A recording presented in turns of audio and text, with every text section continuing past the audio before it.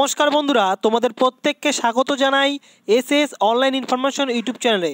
বন্ধুরা, সামনে অঙ্গনওয়াড়ি পরীক্ষা রয়েছে এবং অঙ্গনওয়াড়িতে কিন্তু বেশ সংখ্যক পদে কিন্তু অঙ্গনওয়াড়ি কর্মী ও সহায়িকা পদে কিন্তু নিয়োগ করা হবে এবং তার পরীক্ষা রয়েছে এবং ইতিমধ্যে কিন্তু একটি জেলার কিন্তু নিয়োগ প্রক্রিয়ার আবেদন প্রক্রিয়া কিন্তু শুরু হয়ে গিয়েছে। তো তোমরা যারা অঙ্গনওয়াড়ি পরীক্ষায় পাশ করতে চাও, তোমরা যারা অঙ্গনওয়াড়িতে চাকরি করতে চাও তোমাদের জন্য কিন্তু আজকের এই ভিডিওটি অত্যন্ত ইম্পর্টেন্ট। কেননা এই পরীক্ষার প্রশ্নপত্র কীরকম হয় এবং পরীক্ষার সঠিক সিলেবাস কী রয়েছে, এই সমস্ত বিষয় নিয়ে আলোচনা হবে। বন্ধুরা, বিগত বছরের পরীক্ষার প্রশ্নপত্র আমি তোমাদের দেখিয়ে দিব এবং সেই প্রশ্নপত্র থেকে তোমরা ধারণা পেয়ে যাবে যে কীরকম প্রশ্ন হয়। পরীক্ষায় পাশ করতে গেলে, ভালো প্রিপারেশন করতে গেলে কিন্তু অবশ্যই সেই বিষয়ে অর্থাৎ সেই পরীক্ষার সিলেবাস সম্পর্কে জানতে হয় এবং পরীক্ষার প্রশ্নপত্র কীরকম হতে পারে সেই বিষয়ে কিন্তু ধারণা থাকা দরকার। তো আজকে ভিডিওর মধ্য দিয়ে আমি এই বিষয়গুলি তোমাদের দেখিয়ে দিব।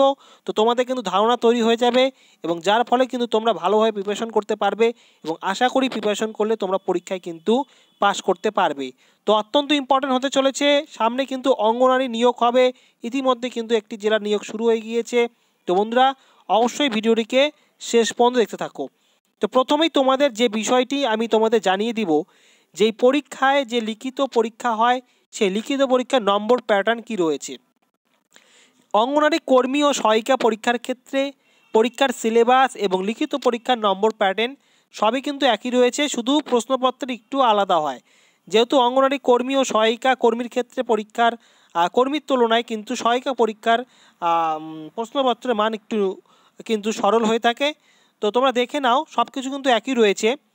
যে লিখিত পরীক্ষাটি হবে তোমরা হয়তো অনেকেই জানো, তো নতুনদের জন্য আমি তোমাদের জানিয়ে দিচ্ছি, তোমরা এখানে ভালো করে বুঝে নাও।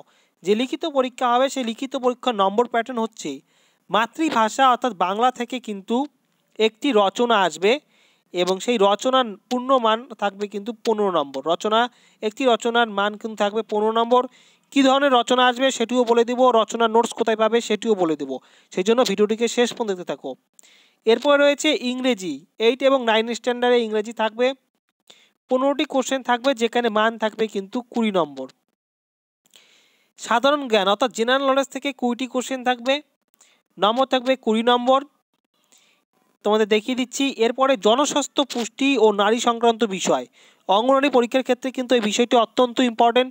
যেহেতু অঙ্গনওয়াড়িতে শিশুদের স্বাস্থ্য, পুষ্টি এই সমস্ত বিষয়গুলি দেখা হয়, সেক্ষেত্রে জনস্বাস্থ্য, পুষ্টি এবং নারী সংক্রান্ত বিষয়, যেহেতু সদ্যজাত সন্তানের মায়েদের এবং গর্ভবতী মায়েদের কিন্তু শরীরের কিন্তু খেয়াল রাখা হয়, সেক্ষেত্রে জনস্বাস্থ্য, পুষ্টি ও নারী সংক্রান্ত বিষয় লিখিত পরীক্ষা কিংবা ইন্টারভিউর জন্য কিন্তু অত্যন্ত ইম্পর্টেন্ট বিষয়। এখানে 15টি কোশ্চেন থাকবে এবং 15 নম্বর থাকবে।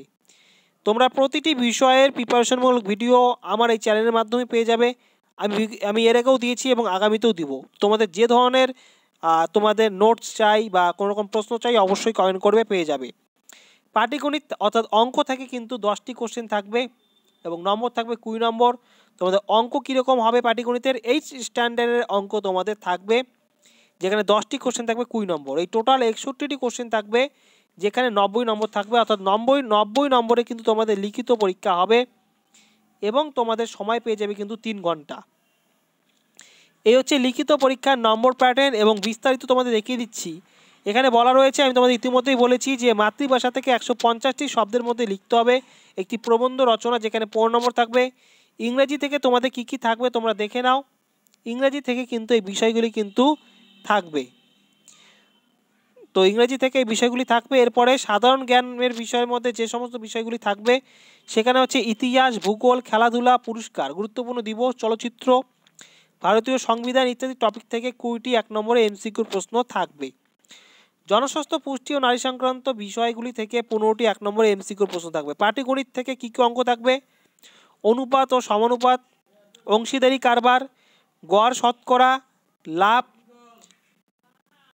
ও ক্ষতি, সময় ও দূরত্ব ইত্যাদি টপিক থেকে 10টি 2 নম্বরের প্রশ্ন থাকবে 8 স্ট্যান্ডার্ড থেকে। তো এই হচ্ছে টোটাল সিলেবাস এবং নম্বর প্যাটার্ন। এখন আমি তোমাদের দেখিয়ে দিব যে পরীক্ষার প্রশ্নপত্র কীরকম হয়ে থাকে। বন্ধুরা, তোমরা দেখতে পাচ্ছ বিগত বছরের একটি প্রশ্ন আমি তোমাদের এখানে দেখিয়ে দিচ্ছি অন স্ক্রিনে। তোমাদের বলে রাখি যে বিভিন্ন ডিস্ট্রিক্টের ক্ষেত্রে অনেক সময় দেখা যায়, বেশিরভাগ ক্ষেত্রে এমসিকিউ টাইপের প্রশ্ন হয়, আবার কিছু কিছু ডিস্ট্রিক্টের ক্ষেত্রে বিগত বছরের প্রশ্নপত্র লক্ষ্য করলে দেখা যাবে যে সেখানে কিন্তু এমসিকিউ নাই, এসিকিউ টাইপের, অর্থাৎ এক কথায় উত্তর দিতে হবে এরকম কিন্তু প্রশ্ন থাকে। অন স্ক্রিনে তোমরা যে প্রশ্নটি দেখতে পাচ্ছ এটিও কিন্তু একটি জেলার বিগত বছরের প্রশ্নপত্র। তো এখানে কিন্তু এমসিকিউ নেই, এখানে কিন্তু কথায় উত্তর দেওয়ার মতন কিন্তু প্রশ্ন কিন্তু রয়েছে। তো দেখতেই পাচ্ছ অন স্ক্রিনে এই এক ধরনের প্রশ্ন। আর এক ধরনের প্রশ্নপত্র আমি তোমাদের দেখিয়ে দিচ্ছি, সেটি হচ্ছে এমসিকিউ টাইপ। তো ডিস্ট্রিক্ট ওয়াইজ প্রশ্নপত্র একটু কিন্তু আলাদা রকম হতেই পারে, তবে তোমাদের বলে রাখি অঙ্গনওয়াড়িতে যে সমস্ত প্রশ্নগুলি আসে, কি রকম প্রশ্ন আসে আমি তোমাদের বলে দিচ্ছি। অনেক সময় কিন্তু বিগত বছরে যে বিভিন্ন জেলা পরীক্ষা হয়ে গেছে সেই প্রশ্নগুলো কিন্তু দিয়ে দেয়। তো তোমাদের একটি এক্সাম্পল হিসেবে দেখিয়ে দিচ্ছি। এখানে দেখতেই পাচ্ছ যে একটি প্রশ্ন তোমাদের দেখাচ্ছি, সাধারণত 1 থেকে 3 বছর বয়সী শিশুদের পুষ্টির অভাবের কারণে যে অন্ধত্ব রোগ হয় তার নাম কি। এখানে এই প্রশ্নটি করা হয়েছে বেশ কয়েকবার, কিন্তু এই প্রশ্নটি বিভিন্ন পরীক্ষায় এসেছে। তো এখানে কিন্তু সঠিক উত্তর হবে কেরাটোমেলাসিয়া। এই যে একটি প্রশ্ন এসেছে, এরকম কিন্তু প্রশ্ন হয়ে থাকে, অর্থাৎ শিশুদের ক্ষেত্রে বিভিন্ন ধরনের যে রোগগুলি হয়ে থাকে, পুষ্টির অভাবে যে রোগগুলি হয়ে থাকে, এই ধরনের প্রশ্নগুলি কিন্তু আসে। তো এর থেকে বোঝা যাচ্ছে যে বিভিন্ন রোগ সম্পর্কে তোমাদের কিন্তু প্রিপারেশন কিন্তু করতে হবে, অর্থাৎ সেই সব রিলেটেড প্রশ্নগুলি কিন্তু তোমাদের ভালো করে কিন্তু জেনে কিন্তু যেতে হবে। তো এর কারণে আমি তোমাদের আরও দেখিয়ে দিচ্ছি। দেখতেই পাচ্ছ এখানে অঙ্ক রয়েছে, দেখে নাও এখানে কী ধরনের প্রশ্ন হয়।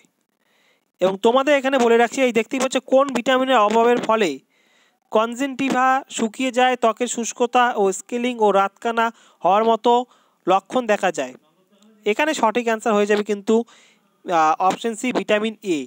তো অর্থাৎ কোন ভিটামিনের অভাবে, কিসের অভাবে কী ধরনের রোগ হয়, জনস্বাস্থ্য পুষ্টি থেকে এই সমস্ত প্রশ্নগুলি আসে। দেখতে পাচ্ছ এই যে একটি ফুল ফর্ম ভারতের